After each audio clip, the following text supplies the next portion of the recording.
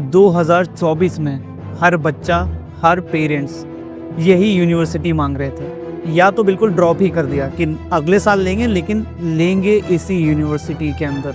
आज तक किसी ने इतनी डिटेल में वीडियो नहीं बनाई होगी यूनिवर्सिटी के लिए, तो अदर यूनिवर्सिटीज़ के हिसाब से बहुत ही अच्छा पासिंग परसेंटेज है इसका। ये एक ऐसी यूनिवर्सिटी है जिसमें 2024 में हर बच्चा, हर पेरेंट्स यही यूनिवर्सिटी मांग रहे थे। हमें इसी में एडमिशन कराना है, कैसे भी करा दीजिए, कुछ भी कीजिए, सीट्स करा दीजिए, कुछ भी हो जाए, हमें इधर ही एडमिशन लेना है। सीट लिमिटेड होने की वजह से बहुत सारे बच्चों को निराश होना पड़ा, किसी और जगह एडमिशन लेना पड़ा, या तो बिल्कुल ड्रॉप ही कर दिया कि अगले साल लेंगे, लेकिन लेंगे इसी यूनिवर्सिटी के अंदर। मैं बात कर रहा हूँ Immanuel Kant Baltic Federal University की, जिसको शॉर्ट फॉर्म में IKBFU कहते हैं। जितना बोला जाए उस यूनिवर्सिटी के बारे में, फेडरल के हिसाब से सबसे सस्ती यूनिवर्सिटी में काउंट होती है। पूरे रशिया में 4 या 5 फेडरल जो फेमस फेडरल यूनिवर्सिटीज़ हैं, उनमें से सबसे सस्ते में और अफोर्डेबल के अंदर बहुत अच्छी क्वालिटी ऑफ एजुकेशन के साथ ये यूनिवर्सिटी आउटस्टैंड करती है। मैं शुभम राज गुप्ता, नवचेतना एजुकेशन से। हम आज इस वीडियो में डिस्कस करेंगे इमानुएल कांत के बारे में, पूरी इंफॉर्मेशन डिस्कस करेंगे, पॉइंट वाइज डिस्कस करेंगे।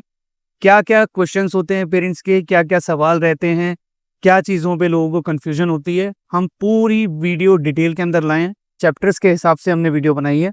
अगर आपको कुछ चैप्टर्स पता हैं, फीस पता है, हॉस्टल पता है, मेस पता है कि नहीं है, ये सारी चीज़ अगर पता है तो आप स्किप कर सकते हैं, बट कोशिश करें स्किप ना करें, जिससे कि आपको सारी डिटेल मिले। आज तक किसी ने इतनी डिटेल में वीडियो नहीं बनाई होगी यूनिवर्सिटी के लिए, जितनी डिटेल में हम सारी इन्फॉर्मेशन गैदर करके आपको दे रहे हैं। तो प्लीज़ बने रहिए इस वीडियो के अंदर। स्टार्ट करते हैं क्वेश्चंस के साथ। सारे क्वेश्चंस हैं हमारे पास, आपके सामने वीडियो पर पूरे क्वेश्चंस आ रहे होंगे, सारी लिस्ट आ रही होगी, उसके हिसाब से हम लोग आज डिस्कस करेंगे। सो स्टार्ट करते हैं पहले क्वेश्चन के साथ। यूनिवर्सिटी कहाँ सिचुएटेड है? यूनिवर्सिटी सिचुएटेड है वेस्टर्न पार्ट ऑफ यूरोप के अंदर, जो रशिया का ही वेस्टर्न पार्ट है। उसके अंदर एक जगह है कालिनिनग्राद नाम से, जिसको पहले कोनिग्सबर्ग नाम से जाना जाता था। इसके अलावा हमारा दूसरा क्वेश्चन है वेदर कंडीशन कैसी है? वेदर कंडीशन कालिनिनग्राद में बहुत सूटेबल है इंडियंस के लिए, क्योंकि वहाँ का वेदर यूरोप के हिसाब से चलता है। समर्स में हार्डली टेम्परेचर रहता है +15 से लेके +28 डिग्री तक, और विंटर्स उनकी रहती हैं +5 डिग्री से लेके -2 डिग्री तक। तो बहुत ज़्यादा ठंड नहीं है और बहुत ज़्यादा गर्मी भी नहीं है, तो सूटेबल कंडीशंस हैं यहाँ पर। तीसरा क्वेश्चन हमारा आता है ट्रैवल कैसे रहता है और कितना समय लगता है? ट्रैवल देखो डिपेंड करता है student to student, university to university, and depend करता है आपके ऊपर कि आप किस एजेंट के थ्रू जा रहे हैं और वो किस तरीके से आपको ले जा रहा है। बेसिक जो ट्रैवल रहता है, अगर आप ध्यान देंगे तो दिल्ली से मॉस्को, मॉस्को से कालिनिनग्राद का ट्रैवल रहता है। उसके बाद अगर आप चाहें तो by road, by train travel कर सकते हैं, बट बाय रोड जाने के लिए आपको 2 अदर कंट्रीज़ के वीज़ा लेने पड़ेंगे, जो कि पहला पड़ता है बेलारूस, उसके पास पड़ता है हमारा यूरोपियन कल्चर, लातविया या लिथुनिया पड़ता है। तो उस कंट्री के अंदर आपको 2 वीज़ा लेने पड़ेंगे। ट्रेन से ट्रैवल कर सकते हैं, बट उसके लिए बहुत लंबा टाइम लगता है, ड्यूरेशन लंबा है, कम से कम 1800 किलोमीटर दूर है मॉस्को से, तो वो ट्रैवल ड्यूरेशन बहुत लंबा रहेगा। इसकी वजह से ज़्यादा सूटेबल रहता है फ्लाइट, जो सस्ता पड़ता है और ईजिली 2.5 घंटे में आपको मॉस्को से कालिनिनग्राद पहुंचा भी देता है। चौथा क्वेश्चन हमारा आता है ट्रैवल कॉस्ट कितना आता है? ट्रैवल कॉस्ट फिर वहीं डिपेंड करता है। अगर आप फर्स्ट टाइम जा रहे हैं तो 45,000 से 50,000 की टिकट रहती है वन वे, और सेकेंड ईयर में जैसे ही आप पहुंचते हैं, जून में छुट्टियां पड़ती हैं फर्स्ट ईयर के बाद, अगर आप इंडिया आ रहे हैं और इंडिया से आने और जाने की दोनों टिकट आप साथ में खरीदते हैं, 2 वे टिकट खरीदते हैं, तो 55,000 से 60,000 की टिकट पड़ती है Kaliningrad Moscow Delhi, Delhi Moscow Kaliningrad के लिए। यूनिवर्सिटी कितनी पुरानी है? यूनिवर्सिटी फाउंड हुई थी 1544 में, बट यूनिवर्सिटी की 300th एनिवर्सरी मनाई गई है 2024 में। इसके लिए अगर आप देखेंगे तो यूनिवर्सिटी में पढ़ाई स्टैब्लिश हुई है 300 साल पहले से। उससे पहले रिसर्च सेंटर थे, अलग कोर्सेज चला रहे थे और भी चीज़ें चल रही थी। उसके अलावा हमारा क्वेश्चन आता है कब से इंडियन स्टूडेंट यहाँ पढ़ने जा रहे हैं?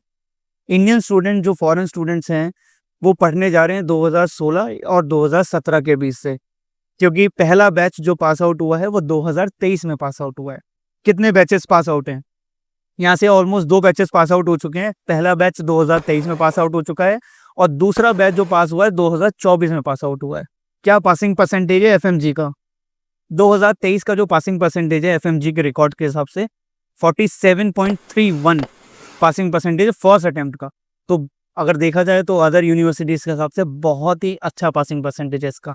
इसके अलावा हमारा क्वेश्चन आता है यूनिवर्सिटी की क्यूएस वर्ल्ड रैंकिंग क्या है? यूनिवर्सिटी की क्यूएस वर्ल्ड रैंकिंग 2023 के हिसाब से 801 से 850 है और 2024 का रिकॉर्ड अगर चेक करेंगे तो 601 से लेकर 650 के बीच में है। इसके बाद हमारा दूसरा क्वेश्चन आता है यूनिवर्सिटी की tuition fees and hostel fees कितनी है? यूनिवर्सिटी की हॉस्टल फीस पहले 12,000 रुपये सालाना है और ट्यूशन फीस 3,05,000 है। ये मैं आपको 2024 की फीस बता रहा हूँ। 2025 की ट्यूशन फीस अभी आनी बाकी है।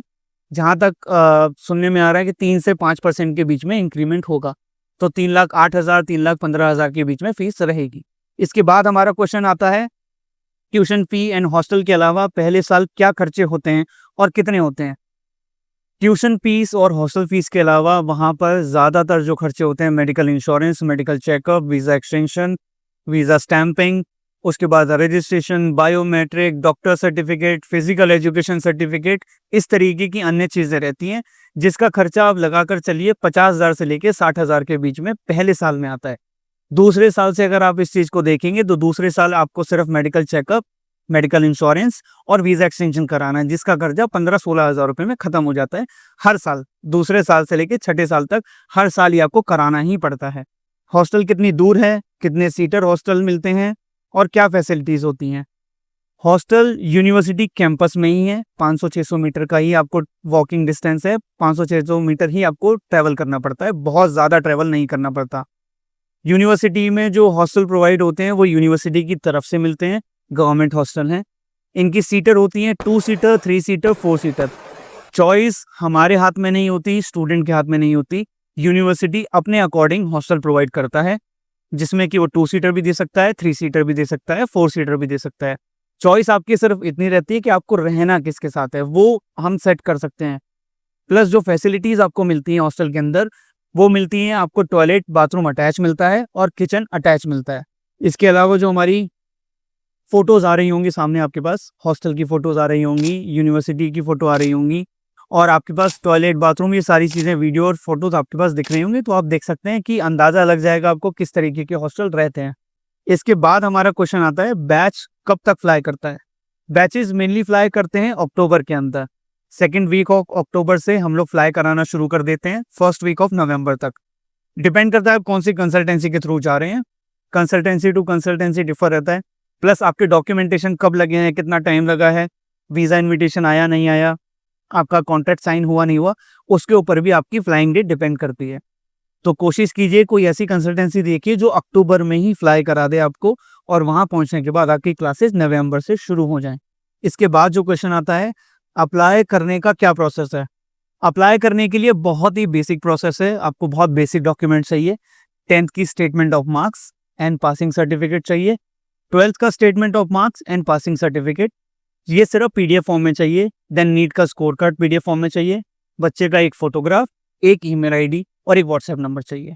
इसके अलावा जो भी अदर प्रोसीजर होते हैं वो आपका प्रोविजनल लेटर आने के बाद होते हैं। इसके बाद हमारा क्वेश्चन आता है अप्लाई करने के बाद क्या क्या होता है? अप्लाई करने के बाद आपका सबसे पहले प्रोविजनल लेटर आता है। प्रोविजनल लेटर आने के बाद आप एंट्रेंस एग्ज़ाम देते हैं। एंट्रेंस एग्ज़ाम के बाद आपका एक्सेप्टेंस लेटर आता है अगर आपका एंट्रेंस एग्ज़ाम पास हो गया हो तो। एक्सेप्टेंस के बाद कॉन्ट्रैक्ट लेटर आता है। कॉन्ट्रैक्ट के बाद हमारा इन्विटेशन, इन्विटेशन के बाद वीज़ा, वीज़ा के बाद हम सीधा फ्लाई कराते हैं। एंट्रेंस एग्ज़ाम में क्या क्या होता है और कैसे होता है? एंट्रेंस एग्ज़ाम बहुत बेसिक होता है।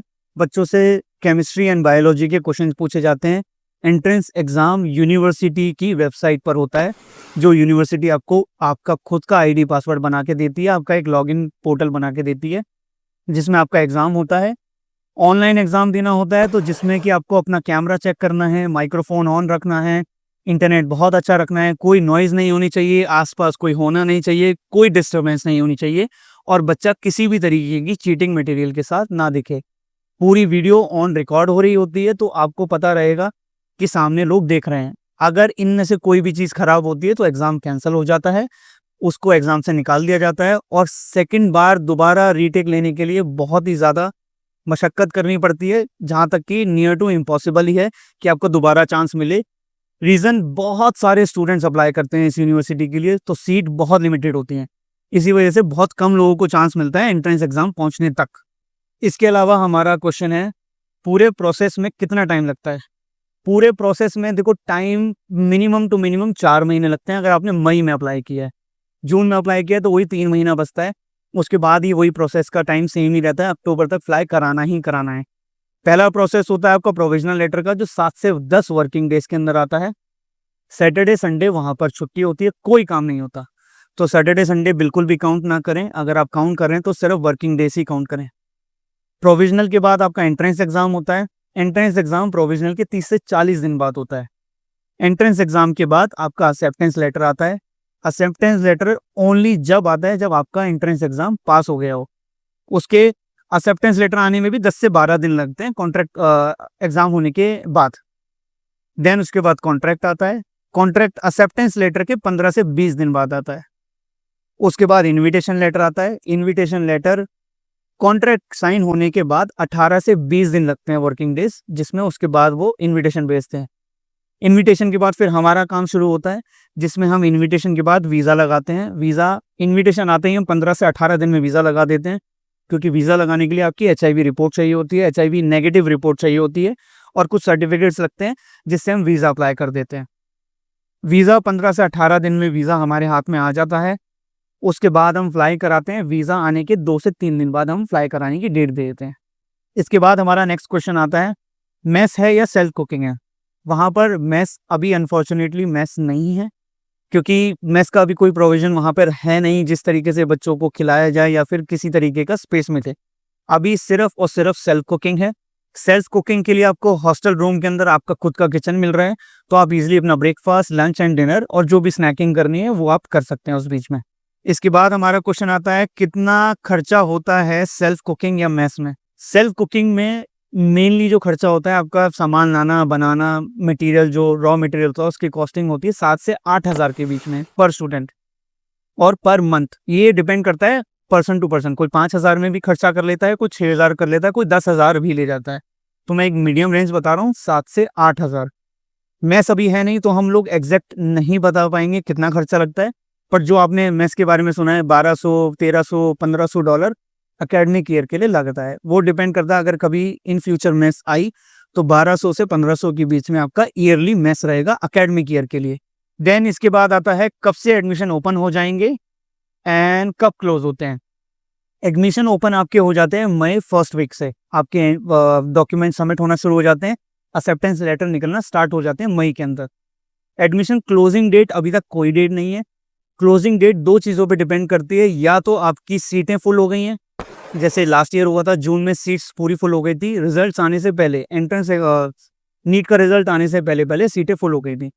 या तो डिपेंड करता है जो एंड डेडलाइन दे रखी है आपकी यूनिवर्सिटी ने, जुलाई एंड या अगस्त सेकेंड वीक तक, उस के डिपेंड करता है कि जो चीज़ पहले फुल हो जाएगी उसमें एडमिशन क्लोज हो जाएंगे। देन नेक्स्ट क्वेश्चन है हमारा, अकॉर्डिंग टू नवचेतना एजुकेशन कितनी रेटिंग है और क्या यूनिवर्सिटी सजेस्ट करते हैं? देखो, अकॉर्डिंग टू नवचेतना एजुकेशन हम लोग इसको 5 आउट ऑफ 5 स्टार्स देते हैं। यूनिवर्सिटी से किसी भी स्टूडेंट का बैक कॉल नहीं है, किसी भी पेरेंट्स का बैक कॉल नहीं है, कोई भी नेगेटिव रिव्यू नहीं है हमारे पास। सारे पेरेंट्स, सारे स्टूडेंट बहुत खुश हैं। हमारे जो स्टूडेंट खुद की यूनिवर्सिटी के हमारे खुद की कंपनी के पढ़ रहे हैं, वो ऑलमोस्ट तीसरे साल में आ गए हैं और कोई भी बैक रिव्यू नहीं है हमारे पास।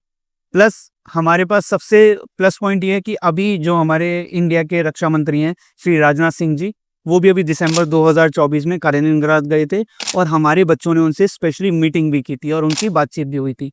तो यूनिवर्सिटी वाइज अगर आप पूछें और बजट वाइज आप पूछें तो 5 आउट ऑफ 5 स्टार इस यूनिवर्सिटी को हम देना चाहेंगे।